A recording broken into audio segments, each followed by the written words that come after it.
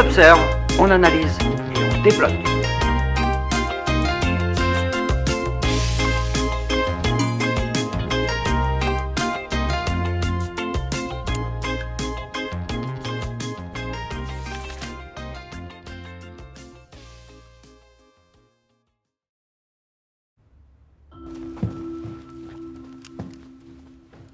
Ça va pas aujourd'hui? T'arrêtes pas de tourner en rond? J'attends les résultats du concours que j'ai passé la semaine dernière. Mais tu veux pas t'asseoir là? Tu me donnes le tournis.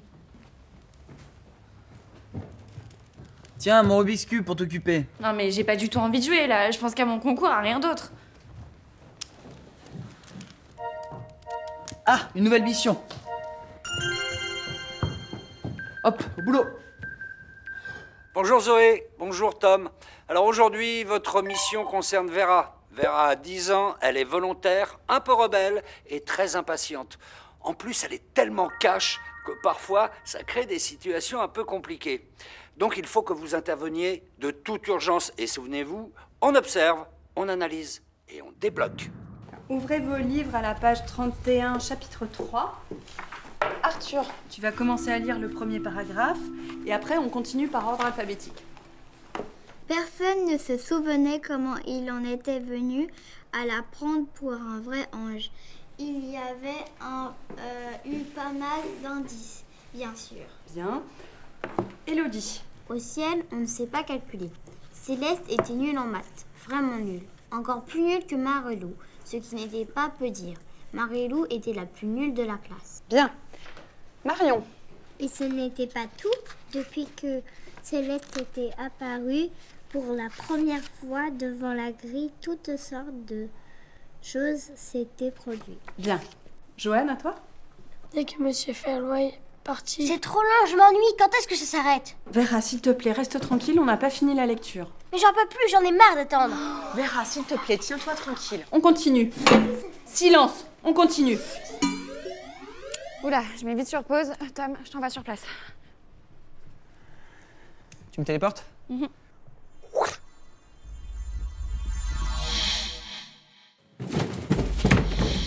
Aïe, Zoé!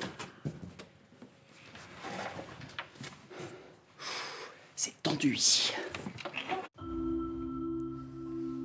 Vera, qu'est-ce qui se passe? T'as l'air en colère? Ça sert à rien cet exercice. On sait lire, et puis moi je dois attendre. Et je m'ennuie.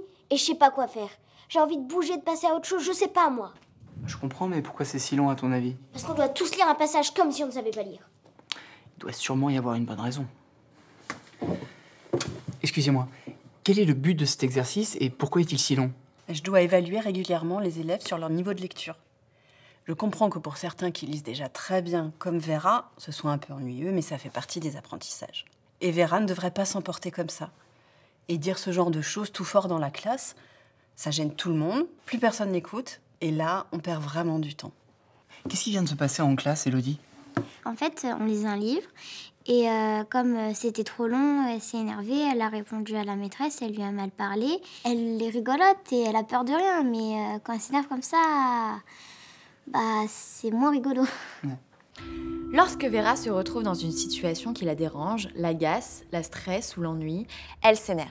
Et ça monte, ça monte. Son corps ne tient plus en place. Elle s'agite dans tous les sens et d'un coup, ça déborde. Lorsqu'on est aussi énervé, on n'arrive plus à réfléchir. Le cerveau ne parvient plus à trier ce qu'on peut dire ou ne pas dire, faire ou ne pas faire. Alors, bien sûr que c'est important de pouvoir dire ce qu'on ressent et ce qu'on pense. Mais pas n'importe comment et pas à n'importe quel moment. Par exemple, Vera ne pense pas que quand elle critique l'exercice, c'est comme si elle critiquait la maîtresse. Et ça peut la vexer. Elle ne pense pas non plus que ça dérange peut-être les enfants qui sont en train de lire. Alors comment on fait quand une situation nous est tellement insupportable qu'on a envie de crier pour que ça s'arrête? Eh bien, il existe des moyens pour retrouver son calme. Et pour ça, chacun a des trucs différents. Il faut les chercher et les tester. Vous êtes prêts? Fermez les yeux, je vous téléporte dans l'espace d'expérimentation. On y va? Ok.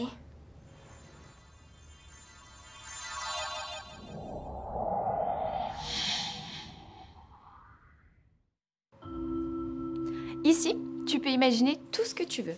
Et pour t'aider, on va choisir une image ou un objet que tu aimes, qui te rappelle un souvenir heureux ou qui te fait penser à un lieu où tu te sens bien. Alors, ça peut être par exemple une photo, un dessin, Un jouet, un caillou, un origami, un coquillage, un marron.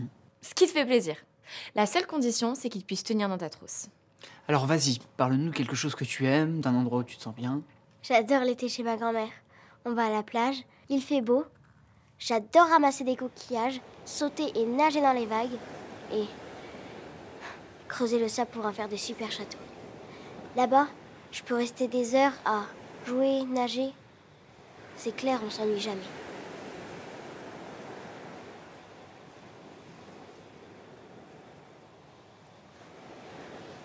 Waouh! C'est beau, c'est comme chez ma grand-mère. Donc, lorsque dans la vraie vie, en classe ou à l'école, tu trouves qu'une situation est trop longue ou trop stressante, tu peux imaginer dans ta tête que tu retournes à la plage. Dans ce lieu que tu aimes et qui te fait du bien, tu pourras alors retrouver ton calme. Et n'oublie pas de revenir parmi nous.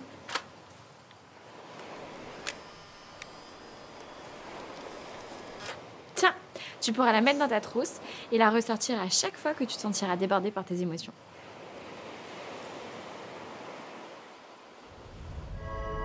Personne ne se souvenait comment il en était venu à la prendre pour un vrai ange. Pour la première fois, devant la grille, toutes sortes de choses s'étaient produites. Une chose est sûre, au ciel, on ne sait pas calculer. Céleste était nulle en maths, vraiment nulle. Encore plus nulle que moi.